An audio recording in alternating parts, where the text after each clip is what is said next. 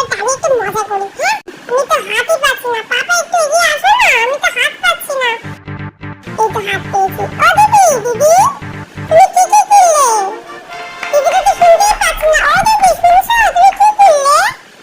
মাম্মা, এত দুষ্টুমি করতে নেই, চুপ করে দাঁড়াও।